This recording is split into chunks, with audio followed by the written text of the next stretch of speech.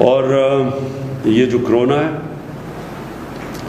یہ یاد رکھیں بہت بڑا امتحان اللہ نے ہمیں نہیں، پاکستان ہی نہیں، ساری دنیا پہ بہت بڑا امتحان دیا ہے۔ اس کے اندر جو سب سے امپورٹنٹ چیز یہ ہے، ہمارے جیسے ملکوں کے لیے، ہندوستان کے لیے،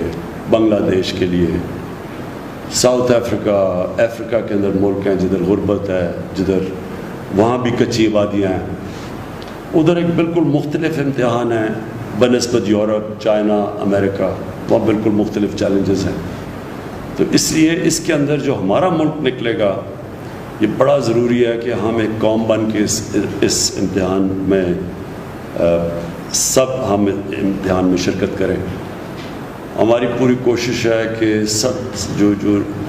لاک ڈاؤن کی وجہ سے بیچارہ ہمارا جو کمزور طبقہ اس وقت مشکلوں میں پڑ گیا ہے، کبھی بھی ایسی بے روزگاری نہیں تھی، اور امریکہ میں بے روزگاری کا مطلب ہی کچھ اور ہے، کیونکہ وہاں تو بے روزگار ہوتا ہے تو وہ آ جاتا ہے سوشل سیکیورٹی پہ، اس کو حکومت پیسے دینا شروع کر دیتی ہے، سب رجسٹرڈ ہے۔ ہمارا 75-80% جو ڈیلی جو دیہاڑی دار ہے، وہ جب بے روزگار ہوتا ہے تو اس کی تو کسی کے پاس رجسٹریشن ہے ہی نہیں، کوئی اس کا ریکارڈ ہی نہیں ہے، وہ جا کے گھر بیٹھ جاتا ہے، اس کی دیہاڑی پہ وہ اس کی فیملی ڈپینڈ کرتی ہے، بچے، اس کی بیوی ڈپینڈ کرتے ہیں کہ جا کے کھانا لے کے آئے یا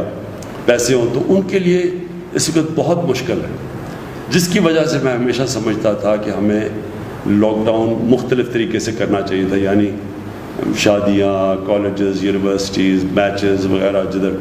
لوگ جمع ہوتے ہیں وہ تو بند کر دینے چاہیے تھے،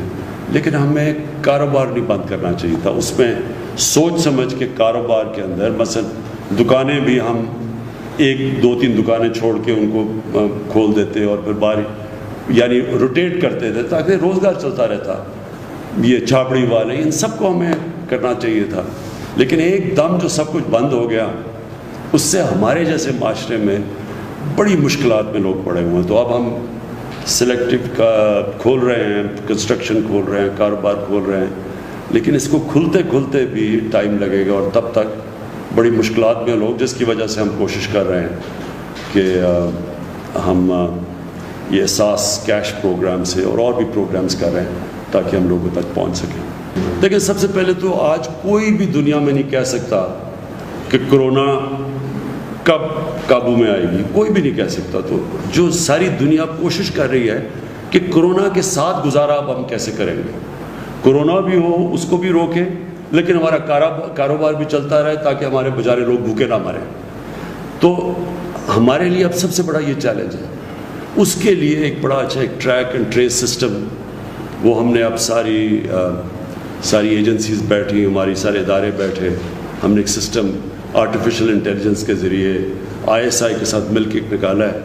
کہ سارے پاکستان میں ہم ٹریک کریں گے کدھر کدھر ہمارے کرونا کے جو افیکٹیز ہیں، جن کو انفیکشن ہے، پھر ان کو ہم ٹریک کر کے پھر ان کی پورا بنائیں گے کہ وہ کن کن سے مل رہے ہیں۔ یعنی جو طریقہ اب ہوگا کہ بجائے سارا 22 کروڑ کا ملک بند کر دیں،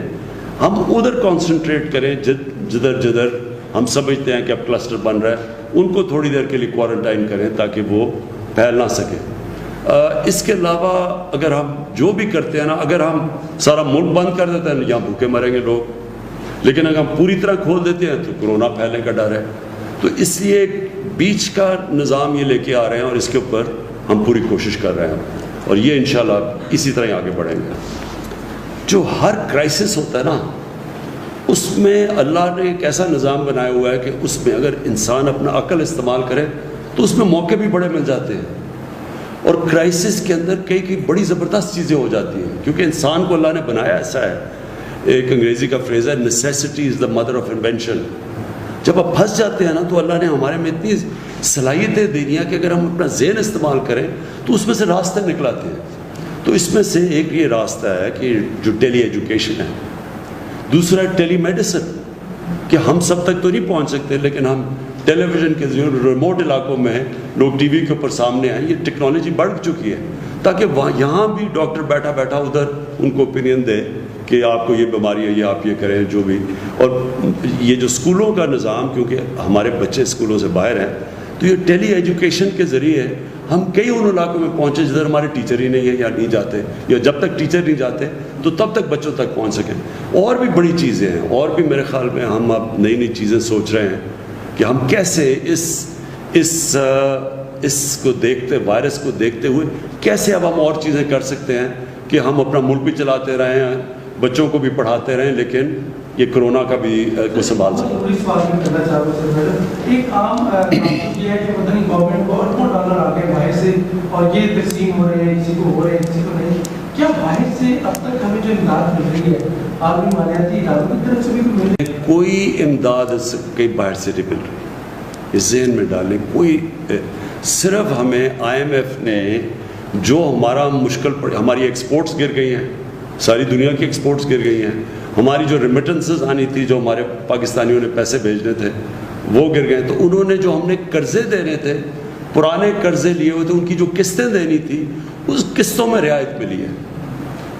سو امداد کوئی نہیں آئی، امداد اس لیے تو ہم اپنے لوگوں سے پیسے اکٹھے کر رہے ہیں اور کوشش کر رہے ہیں کہ ہمارا جو کاروبار شروع ہو تاکہ ہماری کوئی کلیکشن ہو، کیونکہ ہماری ٹیکس کلیکشن بھی گر گئی ہے۔ اوکے جی، تھینک یو۔